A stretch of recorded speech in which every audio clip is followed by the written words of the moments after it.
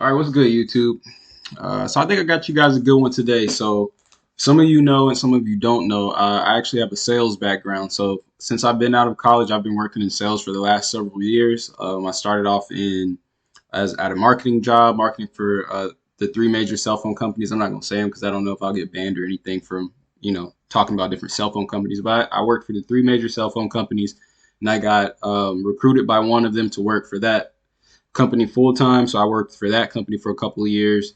And now what I do is I work in sales and I sell higher end products other than cell phones and whatnot. I sell larger valued items. So I have a pretty good idea of how to be able to teach you how to sell beats because that's actually how I started my sales journey was selling beats, which I didn't know anything about sales at that point in time because I was just in college and I actually was going to school with an art major. So it's totally different, something totally outside the realm. So I do have a good bit of experience in sales and closing deals and knowing how to talk and interact with people. And that information is very useful and is very good to use when you're selling beats and knowing how to interact with people and know how to close a deal or get a sale or whatever you phrasing that you may use. So some of the phrasing and the things that I may say are going to sound more sales related, but just implement the words that you need. And again, this information that I'm giving you is going to encompass whether you're selling beats, if you're selling content or any type of material, or whether you're selling merch or anything. It could just be you soliciting for features and whatnot. These steps are going to work. So I've got three tips, or pretty much three tips that will help you kind of in your business as far as selling beats and whatnot. So I got three tips, and then I got some bonus tips that I'm going to add, but those are for the Patreon exclusive people. So if you're not on the Patreon, hop on the Patreon. You'll get a lot more content and a lot more help and a lot more one-on-one as far as me talking to you, FaceTime calls or any type of video chat, those types of things. So let's go ahead and kind of get started get started. So the number one tip that I've got for you, and these are in no particular order as far as the first three. The first three are in no particular order. The ones that are on the Patreon, whether you see the rest of this video or not, those are not in order, but the last two are the main ones. The last two of this whole entire list, which is a total of 10 tips. You're only getting three if you're on YouTube, but the other seven, those are some really good tips that are really help you out. And the last two out of those seven are the ones that are really going to solidify and really help you out. So if you want to get that help and get that extra information, tap over into the Patreon and get on that. So the number one or the first tip that I've got for you is that I learned in sales is to sell yourself first, right? So what I mean by that is when you sell yourself first, you're the generally a customer comes into the location that you're selling or whatever item, or the in this case the artist or whomever is soliciting a service to you, or so soliciting a service from you, right? So you need to sell yourself first. You need to make this buyer feel comfortable from buying from you. So you need this buyer to think, if I want the best quality product, or if I want to get the highest grade, I don't know, t-shirts. If I want to get the best looking art, I have to go to this person because everybody else is just not as good. Everybody else can be great. Everybody else can be right here, but just because it's coming from me, it's right here, right? So you want to have that type of mentality and be able to sell yourself first. You want the first product a person should be purchasing is you and your personality and who you are. I'm sure we've all been to places where you wanted to go and buy some type of music equipment, some sporting goods equipment, some clothes, shoes, whatever it is. You were going to buy something and you went in there and the salesman made you feel uncomfortable, or the salesman was too pushy, or the salesman just didn't know how to properly sell or make you feel comfortable in buying that product, and you went on and bought it from somewhere else. So that it in the cases like that, say you've got an artist or somebody else or producer, rapper, or somebody hitting you up for beats, and you're kind of going back and forth and you're talking about pricing on beats, and it just doesn't pan out, and they end up going with somebody else. That was one of those incidents that I just explained. That was where the customer wanted to come and purchase from you, but there was just something about your sale or your sales pitch or just your overall energy or something about that interaction that did not push them over the edge to sell. You always want to have somebody in the buying mentality, so you want them to say and use verbiage and words like "when I buy this" or "when I get the money" or when I'm done like things that sound like they've already thought through that what they're going to do once they receive the product. In this case, whether it be a beat, a feature, or some art or some sort, you kind of want them already starting to talk like that. So that means you need to be talking like that, and that sells you. So anytime that I'm making a sell on or closing a deal with the person, I'll always say, so when you come in here and you get ready to buy X, Y, and Z item, just make sure you do this, this, and this. Make sure you get these add-ons, or make sure you go and get this application that you need for this product, or whatever the case is. You need these tools, whatever it is, whatever you're selling. Make it sound as if assume the sale. Make it sound as if they've already purchased and they're definitely buying.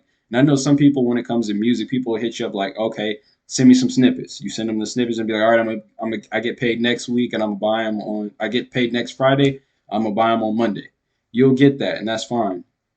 Another thing to add on when it comes to selling yourself is to be able to sell yourself. I've noticed when I personally sell the items when I was in the marketing company, the cell phone industry, and the current industry that I'm in now, I noticed that when I would sell, or when I didn't necessarily make a sell, but I knew this person was very adamant about getting something, I would every now and then hit them up, be like, "Yo, I got, I got a new phone coming in. I got new deals. I got new whatever the case is." Keep in touch with people, but don't be harassing. Like, don't constantly hit that person up like, "Yo, it's Friday. Did you get paid? Are you gonna, you know what I mean?" But the person that's in somebody's face the most is the one that generally gets the sale. So what I'm saying is, I'll use China. I'll use myself in China as an example. Say somebody hits me up to sell and or to buy some beats, and I go ahead send them some snippets. They say they get paid on Friday. Today is like what, like I don't even know. Today, oh, today is Friday. All right, so say they get paid next Friday, and we discussed that, and I don't hit them up next Friday. Let's say I hit them up the following Friday. So it's been almost 2 weeks since we spoke now, and I hit them up, be like, "Hey, you still want them beats?" And they're like, "Nah, man. I got paid on that last Friday. I didn't hear from you, and it slipped my mind to hit you up, but I happened to see China had posted something, so I hit him up to see what he was talking about with beats. I ended up buying beats from him on that following Monday, right? So had I called him on Friday, maybe Saturday or Sunday or something like that, and been like, "Hey, man, I got some new beats in. Here goes some more snippets." That's me kind of touching bases and reaching out, saying almost like that's a good way of initiating that conversation. Like, you don't want to necessarily hit them up and be like, "Hey, did you get paid? You want to buy some beats?"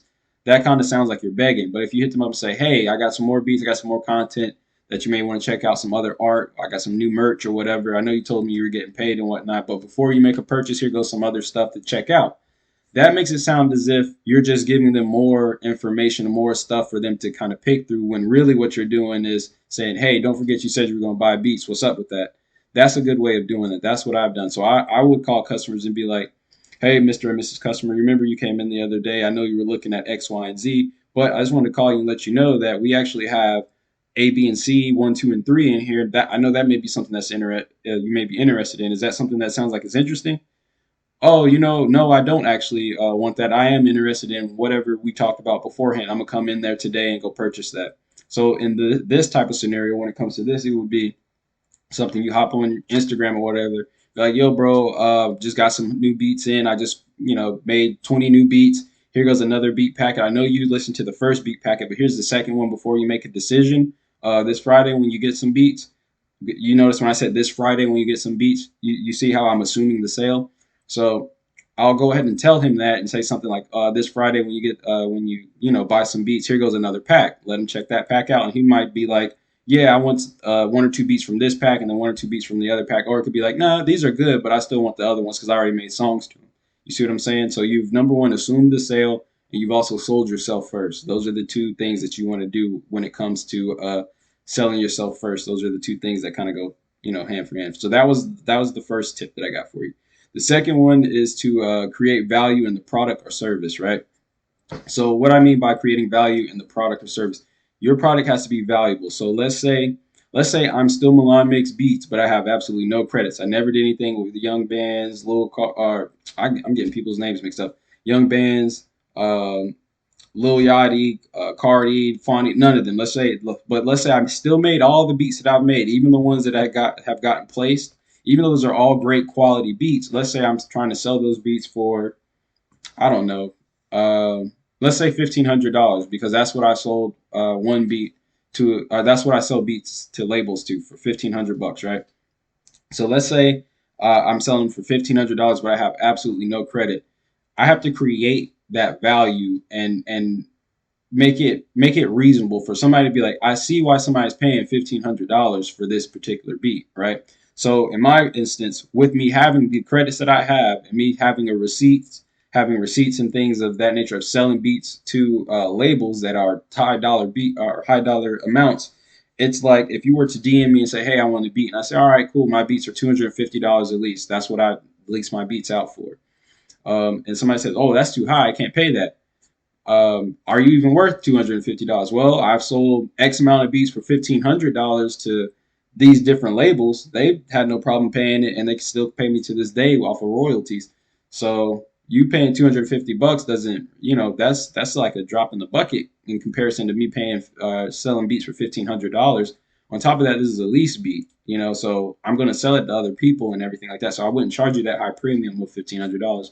Well, I want exclusives. Well, if you want an exclusive, again, I've sold beats to X, Y, and Z labels to X, Y, and Z artists, and I have these play the amount of plays and all of this. My beat is valued at $250 for at least, in my opinion, versus the guy that has none of what I just said and he wants $250. Because then, as the consumer, you being the artist that is purchasing beats, you're like, why would I buy a beat from Lil Fisher Price over here, the producer, when I could buy a beat from Milan? And I've noticed every time Milan gets a beat to somebody, their plays go up. They get more plays. That's where you've created that value. So if anybody's noticed that that's a genuine fan of the artist that I produce for, you've seen the trend. You've seen where artists were kind of popping and kind of bubbling, doing their thing, and then I throw them a beat, or me and China put a beat together and we get them on it, or either China does it, throws them a beat, and you notice that you start to see that this person's numbers increase. So the first example that I can give you of that's a legitimate example is the song "First Day in the Trap" that's got Fawny, Uno, Mars 90, and I think that's it. I think that's all. That's all on them. All right, so that was like their first collective song all together with all these artists together that got over 1 million plays. But that didn't happen until China and I collectively came together, made the beat, linked up with them in the studio, and we created that beat and that song pretty much. Beforehand, before that happened, these artists were getting hundreds of thousands of plays, but that was like one of their all collectively getting a 1 million play. That's because we created that value. You have the value of the artist, Fani, Uno, and Mar 90, and then you got the value of Capsule Corp, which is China and Milan. So you have to create that value so that your asking price makes sense. So, like if you're purchasing a vehicle, it wouldn't make sense to purchase a vehicle that's got 250,000 miles, is 15 years old, and it's got dents and dings, and they're trying to charge sticker price from when it was brand new to now. You see what I'm saying? That wouldn't make sense. So you need to charge what you're valued at. So that's also knowing the market. So you'd want to know what other producers are charging and why they're charging that, and kind of align yourself with other producers that are in that same realm. So if you've got, I don't know, 5 placements, right? But the artist or a producer that you really, like to listen to, say it's a producer like me, I have those same 5 artists, right? But let's say I have 10 other more than you do. I wouldn't necessarily be a good one to align yourself with, right? But let's say there's another artist that has 5 artists that aren't the same as yours, but you also have 5 artists, but they're similar. Those 5 artists are very similar as far as plays and whatnot. You'd want to align yourself with a person like that. So look at where you're at, what you've done, and what you've accomplished. Find somebody that you deem as being successful in selling beats, and align yourself with kind of what their price range is, kind of within that area, so that you know where you sit and what the market is for you in particular. So we got sell yourself first and then create value, right? So the next one is, and the last one is very important. This one almost could be one of the very last ones. Like I mentioned, the last two that's going to be on the Patreon drop. This one is very important, and this one is going to go for both people as far as whether you're on Patreon or YouTube. But in anything in life, whatever you're doing, if it's something that you're passionate about, something that you care about, something that you really want to do and make successful, do not get discouraged, right? Do not get discouraged. That is the hardest part. I'm telling you. as I'm a content creator, right? So I can sell beats, I can prove myself to be valuable. But what I'm battling now is getting people on my Patreon, right? So that means I have to create the value. This is a great example. I have to create the value of my Patreon to make you guys want to subscribe to it. I'm asking $15 for the Patreon.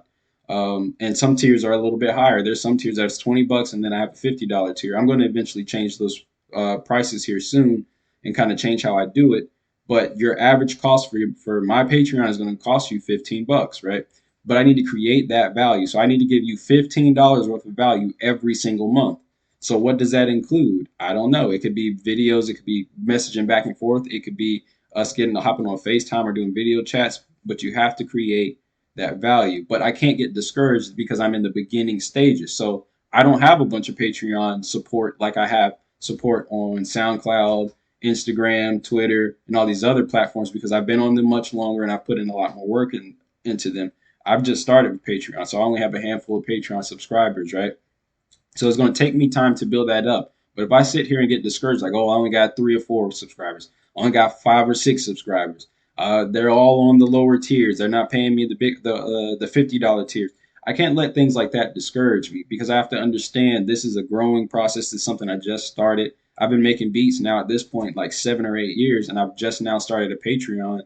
Um, I think I put my first Patreon exclusive literally was the last video. So we're talking about what, a 2 weeks worth of real deal promoting the Patreon. I've had the Patreon for a couple months now, but really putting it out there and promoting it and putting it in front of people's faces. It's only been a couple weeks. So I can't let that discourage me. I can't look at my numbers like how am I doing this on SoundCloud, Instagram, and Twitter, and I've got this type of following, but it hasn't completely just blown up over here on Patreon. Well, it's because Patreon is different. I have to create value there.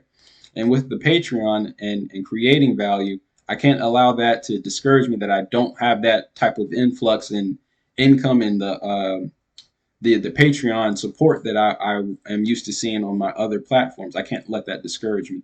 So being not letting things discourage you is the main thing. You want to make sure you don't let things discourage you. You want to create value in your product or service, and then you want to sell yourself first. So those are the 3 tips that I got for you guys on YouTube. So I hope that helps you guys out.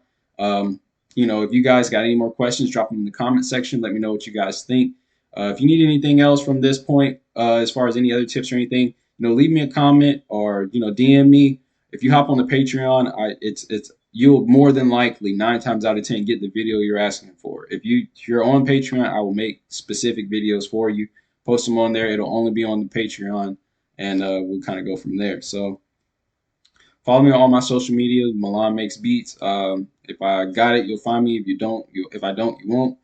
So that's all I got for you guys, man. So I appreciate you guys supporting me, showing love. I appreciate all my new Patreon subscribers. Like it's really cool that you guys really rock with me like that. I really appreciate it. So I hope I continue to get your support. So throw a like on it if you like the video. Dislike it if you didn't like it. Either which way work. Work with the algorithms. Go ahead, drop a comment, hit the like button or the dislike. Just work with it so that it kind of works with the algorithm and shows me to more of a wider audience so that I can find other people that are really enjoying the content and need the content. So thanks a lot, guys. Again, these are the 3 tips that I would give to producers that I learned from the sales industry that I think will help you out.